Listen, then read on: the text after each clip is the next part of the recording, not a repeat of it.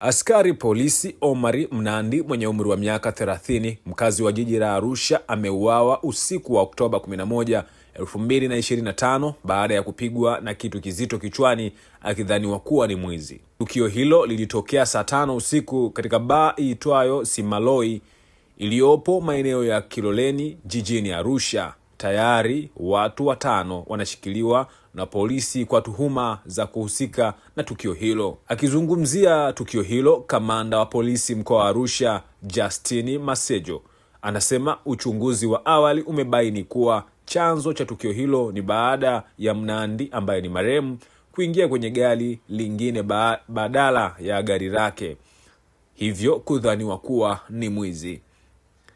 Miongoni mwa taarifa ambayo nimekusogezea siku ya leo ni kutokea Arusha, ni kuhusiana na tukio hili ambalo limemkuta askari polisi Omari Mnandi ambaye mwenye umri wa miaka 31, ambaye amepigwa mpaka kufa kufuatia tukio la kuingia kwenye gari ambayo haikuwa ni yake.